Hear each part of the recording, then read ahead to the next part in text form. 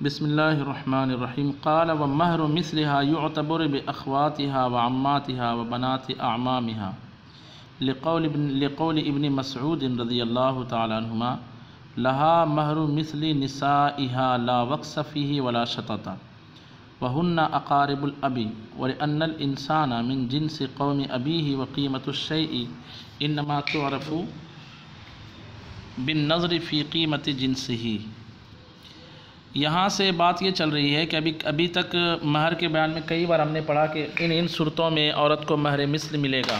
ठीक है, जैसे महर ही तय ना हो निकाह में तो महर मिस्ल मिलेगा दुखूल करने के बाद, या महर में ऐसी चीज़ का जिक्र किया जिसके अंदर महर, या महर में ऐसी चीज़ का जिक्र किया जिसके अंदर महर बनने की सलाहियत नहीं है तो अभी क्या मिलेगा, महर मिस्ल मिलेगा। या बाज़ इख्तिलाफ़ी सूरतें कि जहाँ बाज़ के नज़दीक महर मिस्ल मिलेगा, बाज़ के नज़दीक महर मुसम्मा मिलेगा अगरचे कम हो। जैसे ऊपर वाले मसले में दो शख्स की तरफ इशारा करके कहा कि इन दो ग़ुलामों पर मैंने तुमसे निकाह किया, तो एक आज़ाद एक ग़ुलाम निकला तो इमाम आज़म के नज़दीक महर मुसम्मा ही है, वही एक ग़ुलाम मिलेगा। दूसरे के नज़दीक महर मिस्ल की तक जो है पहला ग़ुलाम मिलेगा, नहीं तो और कीमत लगानी पड़ेगी। तो बाज़ इख्तिलाफ़ी सूरतों में महर मिस्ल होने की सूरत जो बयान की गई है, जब बाज़ इत्तिफ़ाक़ी मसाइल में, तो महर मिस्ल है क्या, तो कहते हैं महर मिस्ल का एतबार और क़ियास उनकी बहनों, उनकी फूफियों, उनके चचा की बेटियों के एतबार से होगा। यानी उनके बाप की बहनों का जैसा महर तय होता है उनके ख़ानदान में, या उनकी फूफियों, उनके क्या नाम है, अम्मात से मुराद चच्ची है ना, उनकी चाचियों, माफ़ कीजिए फूफियों का और उनकी बहनों का और उनके फूफियों की बेटियों यानी चचा की बेटियां, माफ़ कीजिए चचा की बेटियों का जैसा महर तय होता है ख़ानदान में। तीन तरह की औरतों का जिक्र हुआ, बहन, फूफी और चचा की बेटियां।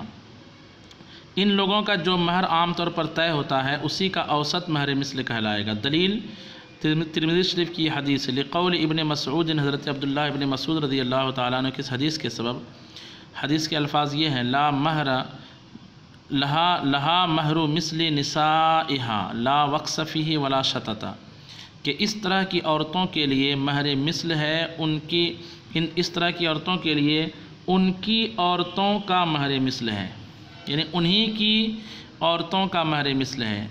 तो निसा में हाज़मिर का मर्जा जो है उसी औरत की तरफ लौटाई गई है जिसके महर की बात चल रही है। निसाइहा उसी के औरतों की मुराद, उसी के ख़ानदान की औरतों के मिस्ल उसको महर मिलेगा। ला वक्स फ़ीही उसमें कम ना हो, वला शतता और उससे ज़्यादा ना हो।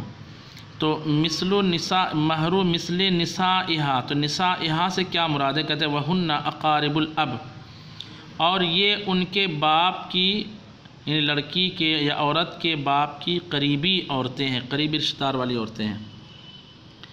उसके बाद दूसरी दलील अक़ली दे रहे हैं, वले अन्नल इंसाना मिन जिन्स कौम अबी ही, और इसलिए एक इंसान अपने बाप की कौम के जिन्स से शुमार होता है। यानी इंसान जो है, हर इंसान अपने बाप की कौम के जिन्स से है। वक़ीमतुश शै इन्नमा तुअरफ़ु बिन नज़र फ़ी क़ीमत जिन्सिही। तो मिसाल के तौर पर एक गेहूं की आपको कीमत मालूम करनी है तो देखना पड़ेगा कि इसी तरह के जिन्स से गेहूं की कीमत बाज़ार में क्या है, तो इसकी कीमत मालूम पड़ जाएगी। व क़ीमतुश शैइ इन्नमा तुअरफ़ु बिन नज़र फ़ी क़ीमत जिन्सिही, और शय की कीमत पहचानी जाती है उसके जिन्स की कीमत में गौर व फ़िक्र करने से।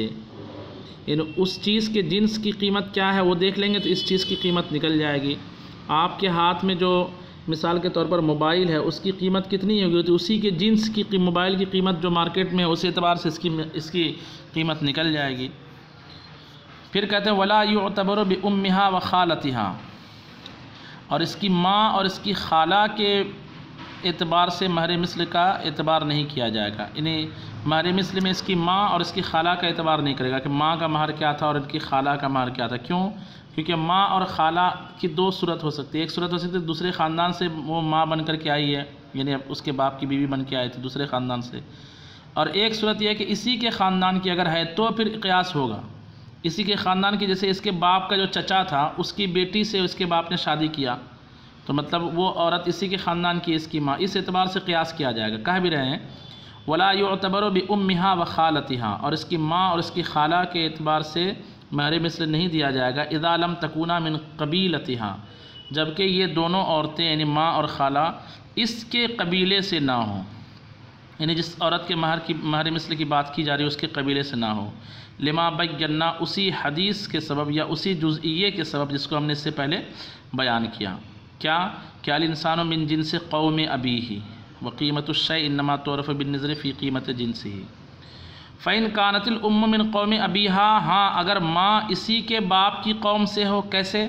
बेअन कानत बिन्त अम्मिही, बई तौर के इसकी माँ जो है उसके बाप के चचा की बेटी हो, यानी चचाज़ाद बहन से शादी हुई। फ़हीन इज़न युअतबरु बिमहरिहा, तो अब इसके महर पर एतबार किया जाएगा महर मिस्ल का। समझ में बात आ गई ना? क्यों? लिमा अन्हा मिन कौम अबीहा, इसलिए कि अब ये जो माँ है इस औरत की वो उसके बाप के कौम से ही है।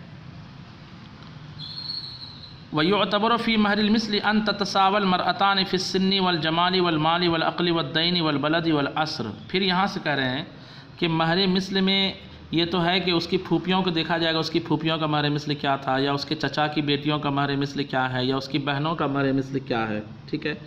लेकिन इसमें फ़र्ज़ कीजिए उसके चचा की बेटी है जो हूर परी खूबसूरत बहुत थी, और एक थी ये जो है काली कलोटी है, तो क्या दोनों का महर एक जैसा माना जाएगा? उसकी हूर परी जो चचा की बेटी थी उसका महर दिया था 5 लाख रुपए, तो क्या ये भी बोलेगी कि चूँकि मेरे महर में निकाह में कुछ महर जिक्र नहीं हुआ, मैं महर मुसम्मा लूँगी, और उसका चूँकि 5 लाख रुपए हुआ था इसलिए मैं भी 5 लाख रुपए लूँगी? तो एतबार कैसे किया जाएगा महर मिस्ल में और एक दूसरे का की बराबरी का? कहते हैं कि और 2 औरतें महर मिस्ल में 2 औरतों की बराबरी का एतबार किया जाएगा। युअतबरु फ़ी महरिल मिस्ली अन ततसावल मरअतान, महर मिस्ल में एतबार किया जाएगा कि 2 औरतें मुसावी हों। किस चीज़ में? फ़िस्सिन्नि, उम्र में, वल जमाल, खूबसूरती में, वल माल और माल में, वल अक़्ल और अक़्ल में, वद्दीन और दीनदारी में, वल बलदी और शहर में, वल असरी और ज़माने में। पता चल रहा है कि वो बोल रही है कि आज से पहले जब राजा महाराजा का दौर था तो मेरे चचा की जो मेरे दादा की बेटी का हमारा इतना, यानी फूफी, मिसाल के तौर पर कोई फूफी है, उसका महर तय हुआ था 1 लाख रुपए, 1 किलो सोना है ना। उस टाइम सोने का वज़न भी कम था और सोना बहुत ज़्यादा था, आज से 100 साल पहले फ़र्ज़ कीजिए। और अभी वो बोल रही मुझे भी 1 किलो सोना चाहिए, तो ऐसा नहीं। क्यों? क्योंकि ज़माना मुख्तलिफ हो गया। इसी तरीके से ये रहने वाली गांव की है और इसके चचा की बेटी शहर में रहती है, शहर में उसके चचा की बेटी की शादी हुई तो शहर वालों ने वहाँ मार दिया था 10 लाख रुपए, तो ये गांव में रहकर बोलती है मुझे भी 10 लाख रुपए चाहिए हमारे मिस्ल में। ऐसा नहीं। ऐसे ही वो खूबसूरती, तो किन चीज़ों का एतबार किया जाएगा? फ़िस्सिन्नि, उम्र का, कि जब उसकी शादी हुई थी उसकी उम्र और इसकी जब शादी हुई दोनों की उम्र सेम हो लगभग। वल जमाल, खूबसूरती में, वल माल और माल में, यानी दोनों का घराना एक जैसा हो। वल अक़्ल और अक़्ल में, दोनों की समझ बुझ एक हो। एक गुस्से की तेज़ और एक नर्म मिजाज है तो हमारे मिस्ल में उसका एतबार नहीं होगा, फ़र्क हो जाएगा। वद्दीन, दयानतदारी में, कि एक जो है बहुत घूमती और एक पर्दादार है, नमाजी है। वल बलद और शहर के एतबार से, वल असर और ज़माने के एतबार से। लिअन्ना महरल मिस्ली यख्तलिफ़ु बिइख्तिलाफ़ि हादिहिल औसाफ़, इसलिए कि महर मिस्ल इन औसाफ़ के इख्तिलाफ़ से मुख्तलिफ हो जाएगा। वकदा यख्तलिफ़ु बिइख्तिलाफ़ि दारी वल असर, ऐसे ही मुल्क और ज़माने के इख्तिलाफ़ से भी मुख्तलिफ होगा। एक मुल्क, मिसाल के तौर पर एक जो है वो रहती है ऐसे मुल्क में जहाँ करेंसी की महंगाई ज़्यादा, एक मुल्क में करेंसी का रेट कम है, तो फिर दोनों का इख्तिलाफ़ हो जाएगा हमारे मिस्ल में। क़ालू वयुअतबरु तसावी अयज़न फ़िल बुकारती लिअन्नहु यख्तलिफ़ु फ़िल बुकारती वस्सुयूबती। मतन में चूँकि एक मसला छूट गया था या उन्होंने बयान नहीं किया था, तो एक इन्होंने साहिब हिदाया बयान करते हैं कि फ़ुक़हा ने कहा है कि बुकारत और सुयूबत में भी बराबरी का एतबार किया जाएगा। मिसाल के तौर पर उसके चचा की बेटी जो मुतल्लक़ा थी उसकी शादी हुई और उसको महर मिस्ल दिया गया 5000 रुपये, और ये बाकिरा की हालत में इसकी शादी हुई और इसको महर मिस्ल दिया गया 5000 रुपये, तो ऐसा नहीं चलेगा। यानी उसका महर तय हुआ था 5000 और इसको उसी के मुताबिक कहा गया देखिए आपके चचा की बेटी को भी 5000 मिला था ना, तो आपके महर मिस्ल देने की सूरत जो भी हालत में बनी तो हम आपको 5000 देंगे, ये नहीं चलेगा। क्यों? क्योंकि उसको जो 5000 दिया गया है वो हालत सगीबा में उसको मिला है और ये तो बाकिरा थी जब शादी निकाह हुआ था, तो इस तरह भी इख्तिलाफ़ होगा। कहते वयुअतबरु तसावी ऐज़न फ़िल बुकारती, और बुकारत में भी बराबरी का एतबार किया जाएगा। लिअन्नहु यख्तलिफ़ु बिल बुकारति वस्सुयूबा, इसलिए कि महर मिस्ल बुकारत व सयूबत के एतबार से मुख्तलिफ हो जाता है। फिर कहते हैं यहाँ ये मसला हो गया मुकम्मल। उसके बाद कहते हैं वइज़ा ज़मिनल वलिय्यु से कि क्या वली जो है औरत की तरफ से महर का ज़ामिन हो सकता है, क्या गारंटर हो सकता है क्या कि बेटा टेंशन मत ले, तुम्हारे मिस्ल के महर के हवाले से मैं जो है तुमको दूंगा, अगर दामाद ने दिया नहीं, दामाद ने तुमको नहीं दिया तो मैं दूंगा। इस तरह क्या ज़मानत बाप ले सकता है? तो कहते हैं कि इज़ा ज़मिनल वलियुल महरा सह्हा ज़िमानुहु, वली यानी बाप या चचा जो भी वली है वो अगर ज़िमान ले ले महर का तो महर ज़िमान लेना सही है, सह्हा ज़िमानुहु उसका ज़िमान लेना सही है। क्यों? लिअन्नहु अहलुल इल्तिज़ाम, इसलिए कि वली जो होता है अहले इल्तिज़ाम में से होता है, और अहले इल्तिज़ाम का मतलब ये होता है कि जिस पर माल वगैरह की चीज़ें लागू हो जाए, लाजिम की जा सके। वक़द अज़ाफ़हु इला मा यक़बलहु, और उसने इस ज़िमान को उस चीज़ की तरफ लाजिम किया है जो चीज़ ज़िमान को कबूल करती है, यानी महर। महर जो है समन में कीमत की तरह, तो जैसे कीमत का ज़िमान होता है कि आपसे किसी ने मोबाइल ख़रीदा 10,000 रुपये का, कहा मैं 20 दिन के बाद दूंगा और आपको उस पर भरोसा नहीं है, तो उसका आपके दोस्त ने कहा आप टेंशन मत लो, उसने नहीं दिया तो मैं आपको दे दूंगा। तो जैसे कीमत जो है इल्तिज़ाम को कबूल करता है, ज़मानत को कबूल करता है, ज़मानत को कबूल करता है, ऐसे ही महर भी उन चीज़ों में से है जो ज़मानत को क्या करती है। बोलिए बोलिए, आवाज़ आ रही कि नहीं आ रही है? कबूल कर दी। हाँ, वक़द अज़ाफ़हु इला मा यक़बलुहु, और इसने ज़िमान को मंसूब किया है उस चीज़ की तरफ जो ज़िमान को कबूल करती है, यानी महर। फ़यसिह हो तो ज़िमान बनना, इसका ज़ामिन बनना सही होगा।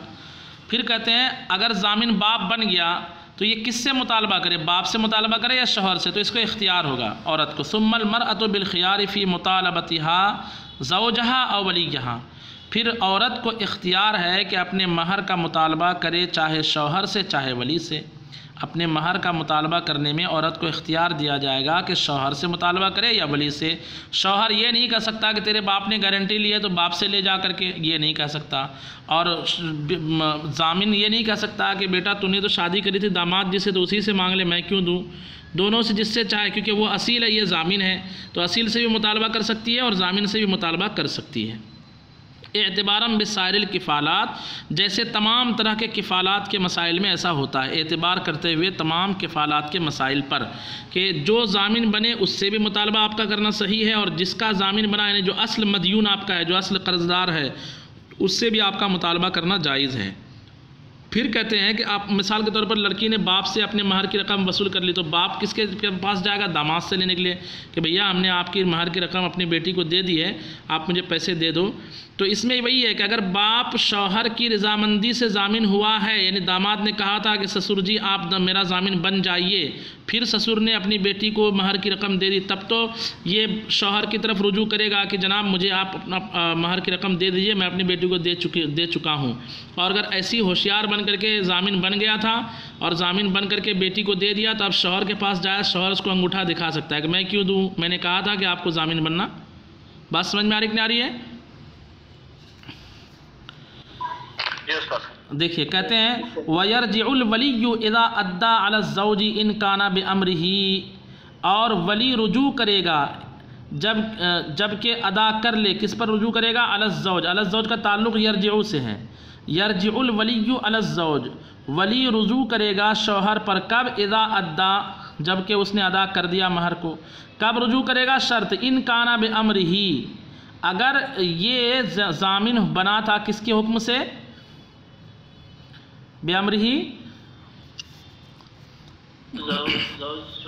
शौहर के हुक्म से। कमा हुआ रस्म फिल किफ़ाला, यही जैसा कि यही तमाम रिवाज जो है किफ़ालत के मसले में है। खुद कोई गारंटर बन जाए तो ठीक है भैया, आप गारंटर बन जाओ। अब मिसाल के तौर पर आपकी बाइक किसी ने ख़रीदी 25,000 में, उसने कहा मैं 20 दिन के बाद पैसे दूंगा। मैंने कहा कि जनाब आप टेंशन मतलब वो नहीं देगा तो मैं दूंगा, और मैंने उससे बात भी नहीं किया उस आदमी से। मैंने कहा मैं जानता हूँ हाजी साहब है माशाल्लाह, दे देंगे आपको पैसे, अगर नहीं देंगे तो मेरे से ले लेना। 20 दिन के बाद उसने पैसे नहीं दिया, आप मेरे पास आए, मैंने आपको 25,000 रुपये दे दिया। अब मैं जाऊँगा उस बाइक वाले के पास, कहूँगा जनाब मैंने यार आपके 25,000 उसको दे दिए, आप मुझे दे दो। तो वो कहेगा मैं क्यों दूँ आपको, आपने मुझसे पूछा था क्या, मैं गारंटी। तो उसका ये कहना सही है, मेरी होशियारी यहाँ पर गलत हो गई। बात समझ में आई कि नहीं आई? जी। कमा हुआ रस्म फिल किफ़ाला, जैसा कि ये हर तरह की किफ़ालत में मसला है। व कज़ालिका यसिहु हादत ज़िमान। अब ये तो बात चल रही थी कि अगर लड़की जो है ना नाबालिगा है, अगर लड़की बालिगा है तो उसके महर का वली ज़ामिन बन सकता है। अब बात चल रही है कि वह कज़ालिका यसिहु हाज़त ज़िमानु व इन कानत ज़ौजु सगीरा ज़ौजतु सगीरतन, और ऐसे ही ये गारंटर बनना, ये ज़ामिन बनना सही है अगर बीवी क्या हो, बालिगा के बजाय सगीरा हो। बेखिलाफ़ माँ इज़ा बाअल अबू माल सगीर।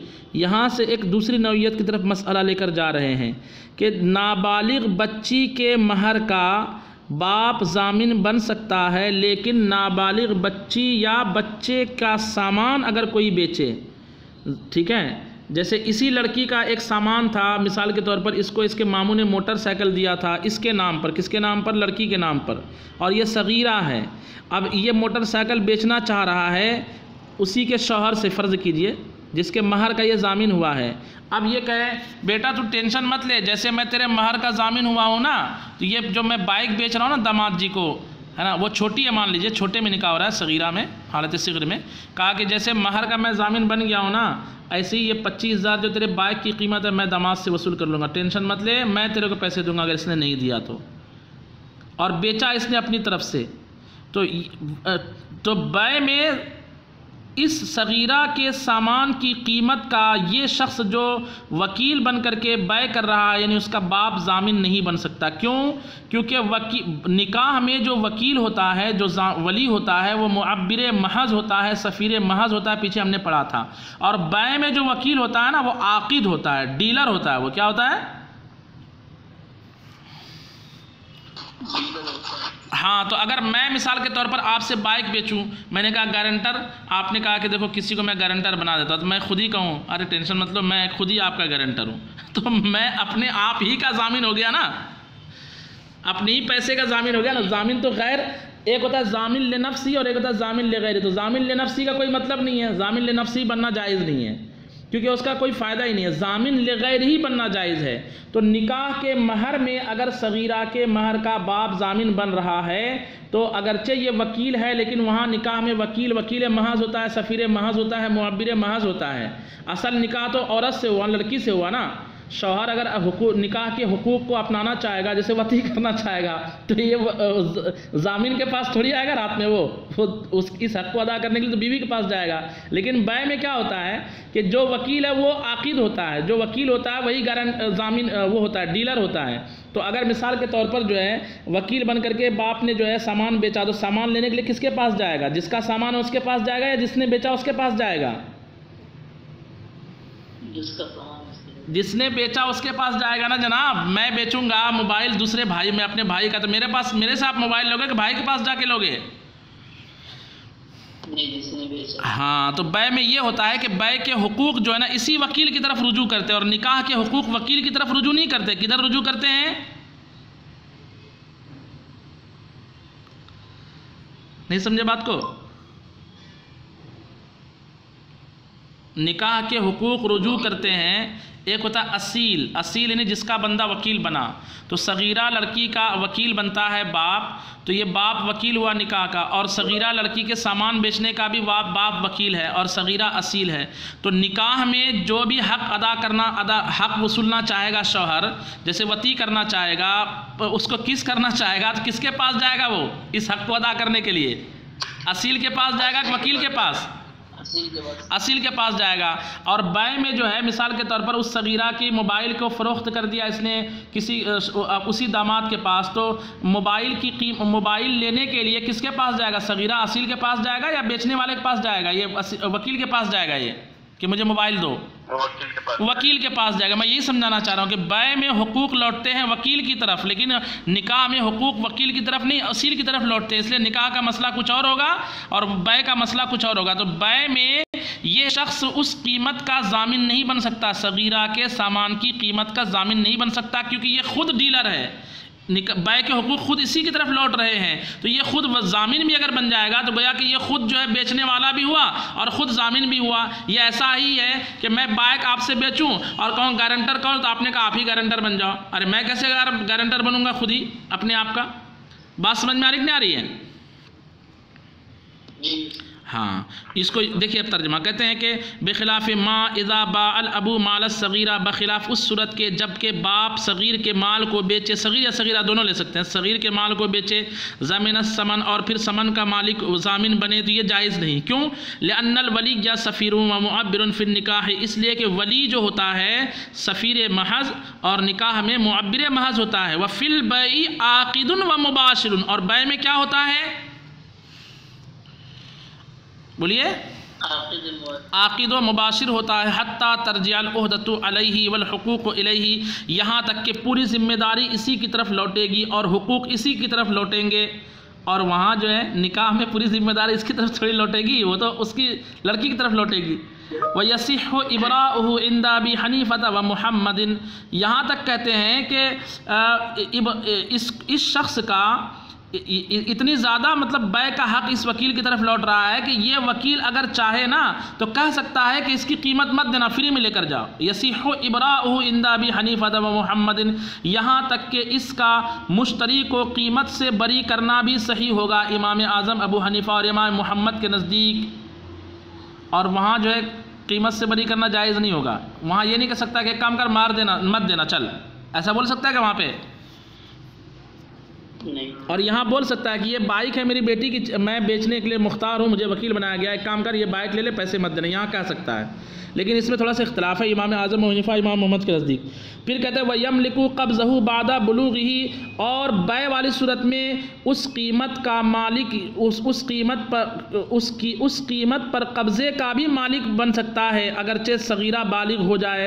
यानी बालिग होने के बाद भी उस सामान की कीमत पर कब्ज़े का ये वकील मालिक बन सकता है। कब्ज़े यानी कब्ज़ा कर सकता है, कब्ज़े का उसको इख्तियार रहेगा। हाँ, लेकिन महर में अगर औरत सगीरा बालिगा हो गई ना तो ये वली कब्ज़ा नहीं करेगा, बल्कि कौन कब्ज़ा करेगी?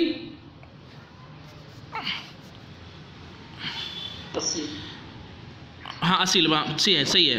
फ़लो सह ज़मान, तो अगर ज़मान सही होता, अगर यहाँ ज़मान सही कर दिया जाए, ये माना कीजिए फ़लो सह ज़मान, तो अगर बै में भी ज़मान सही कर दिया जाए, यसीरो ज़ामिलन लिनफ़्सी, तो ये बंदा खुद ज़ामिल लिनफ़्सी हो जाएगा। व विलायतु क़ब्ज़िल महरी लिल अबी बिहुक्मिल उबुव्वती, और वहाँ जो हम महर के काबिज़ होने का इख्तियार दे रहे हैं बाप को, तो वकील होने की हैसियत से नहीं बल्कि बिहुक्मिल उबुव्वती, क्या होने की हैसियत से?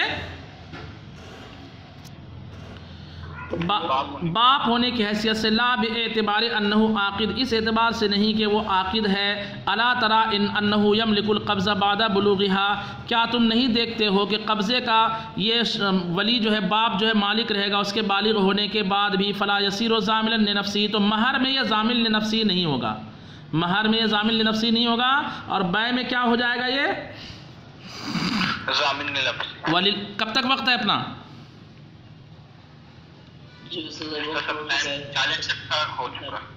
चलें, कल पढ़ते हैं इंशाअल्लाह।